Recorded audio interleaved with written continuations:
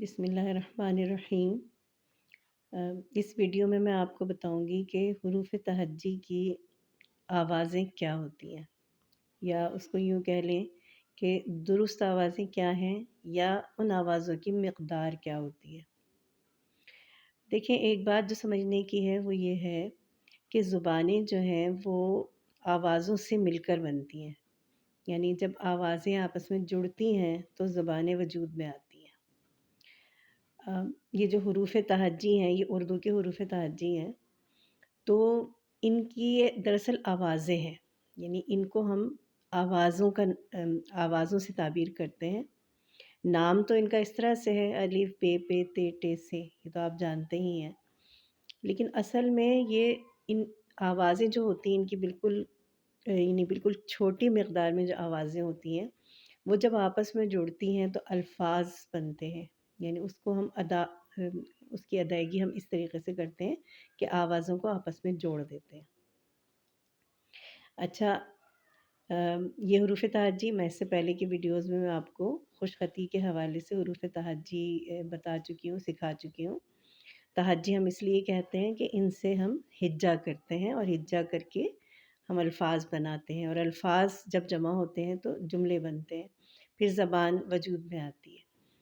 تو ان کی صحیح آوازیں کس طریقے سے دیکھیں، جب ہم ان کی آوازیں نکالتے ہیں تو دراصل ان میں نہ زبر لگتا ہے، نہ زیر لگتا ہے، اور نہ پیش لگتا ہے، بلکہ جو ساکن آواز ہوتی ہے نا وہ دراصل اس کی آواز ہوتی ہے۔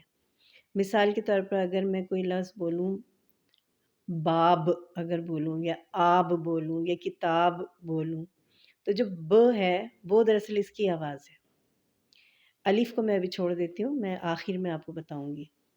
اسی طریقے سے اگر ہم پے کی آواز جاننا چاہتے ہیں تو ہم کوئی ایسا لفظ لے کر آتے ہیں جس میں آخر میں پے ساکن ہو، مثال کے طور پر آپ، یا باپ، یا ملاپ، تو پ کی جو آخر میں آواز آ رہی ہے وہ دراصل پ کی صحیح آواز ہے، یعنی ساکن آواز جو ہوتی ہے نا اس میں نہ زبر لگتا ہے، نہ زیر لگتا ہے، اور نہ پیش لگتا ہے۔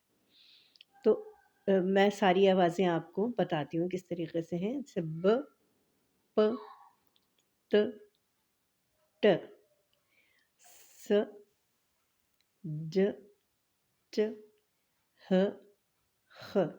اب اگر کوئی ایسے الفاظ ہیں جس میں آخر میں یہ حروف آ رہے ہیں نا، وہ آپ پڑھیں گے تو آپ کو اس کی آواز کا صحیح اندازہ ہو جائے گا۔ مثال کے طور پر ہم کہتے ہیں کھاٹ، تو ٹ کی جو آواز آ رہی ہے وہ ٹے کی اصل آواز ہے، ٹھیک ہے۔ آج، جو آواز ہے وہ جیم کی اصل آواز ہے۔ اسی طرح آنچ، یہ جو آواز ہے یہ اس کی اصل آواز ہے جو چے کی ہے۔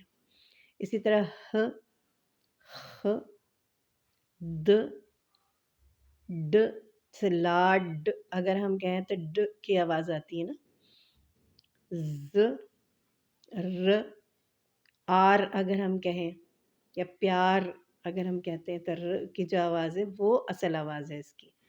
ساکن آواز جو ہے نا وہ اس کی اصل آواز ہے، یا جو اس کی بالکل چھوٹی مقدار ہے، یہ بالکل ذرا سی جو آواز ہوتی ہے ساکن آواز، وہ اصل اس کی ساؤنڈ کہلاتی ہے۔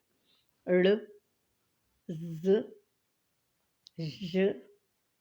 اچھا، یہ جو ہے نا یہ ژ ہے، جو حرف ہے نا وہ ژ ہے، نہ تو یہ ی ہے نہ ز ہے، بلکہ ان دونوں کے درمیان کی آواز ہے یہ ژ۔ جیسے ہم کہتے ہیں نا ٹیلی ویژن یا ویژن، تو ژ کی آواز اس کے اندر آ رہی ہے، وہی اس کی آواز ہے ژ۔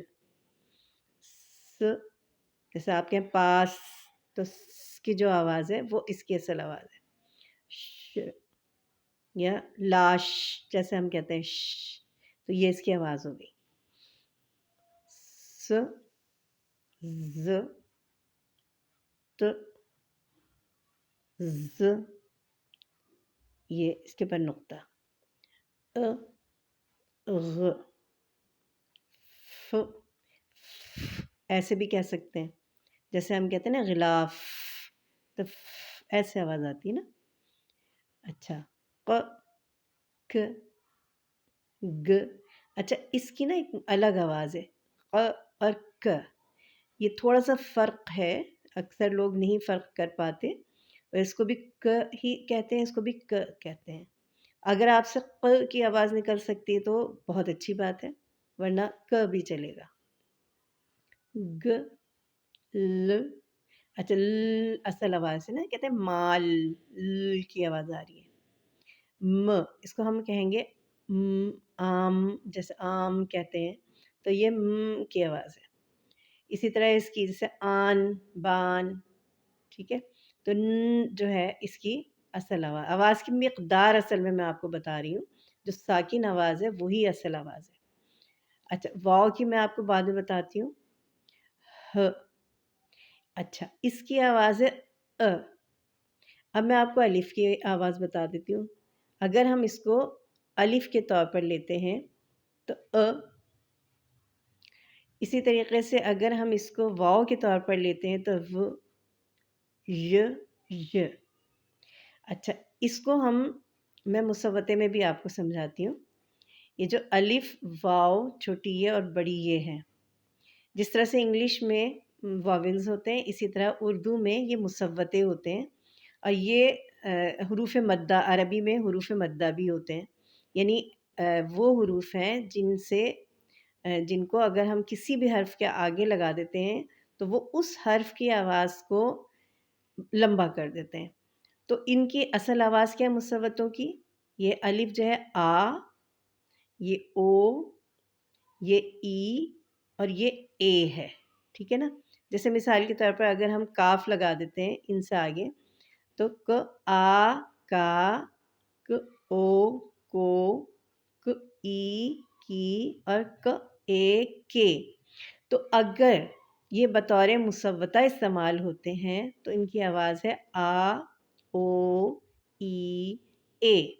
ادروائز یعنی دوسری صورت میں، دوسرے الفاظ میں یا دوسری صورت میں اگر یہ کسی حرف سے پہلے لگتے ہیں تو ان کی آواز الگ ہو جاتی ہے، ان کی آواز ہوگی پھر ا، اور یہی کی آواز حمزہ کی ہوگی۔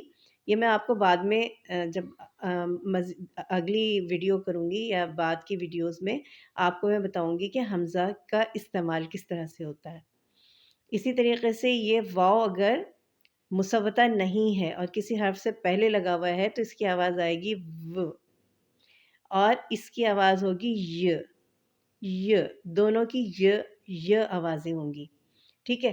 تو یہ چار جو ہیں یہ مصوتے ہیں اور باقی سارے مصمتے ہیں، جیسے انگلش میں اے، ای، آئی، او، یو جو ہے واولز ہیں اور باقی کانسوننٹ ہیں، تو اسی طریقے سے یہ جو ہے مصوتے ہیں اور یہ مصمتے ہیں، لیکن یہ بطور مصمتہ اس وقت استعمال ہوتے ہیں جب یہ کسی لفظ سے پہلے، کسی حرف سے پہلے لگے ہوئے ہوتے ہیں۔ اچھا ایک چیز اور مجھے سمجھانی ہے، وہ یہ کہ چھوٹی یہ بڑی یہ جب ہم اس کو الگ لکھتے ہیں یا کسی لفظ کے آخر میں لکھے جاتے ہیں تو ان کے نیچے نقطے نہیں ہوتے، لیکن جب یہ کسی لفظ کے اندر استعمال ہوتے ہیں درمیان میں تو یہ شوشے کے ساتھ 2 نقطے لگتے ہیں، تو یہ پھر اس کی پہچان ہوتی ہے کہ یہ دراصل یہ ہے۔ تو آج کی اس ویڈیو میں نے آپ کو آوازیں بتائی ہیں، میں ایک دفعہ اور ساری آوازیں ایک ساتھ پڑھ کے بتا دیتی ہوں۔ ب، پ، ت، ٹ، س، ج، چ، ہ، خ، د، ڈ، ز، ر، ڑ، ز، ژ، س، ش، س، ز، ت، ز، ا، غ، ف، ق، ک، گ، ل، م، ن، و، ہ، ا، ی، اور مصوتے کے طور پہ یہ آ جائے گا آ، او، ای، اے۔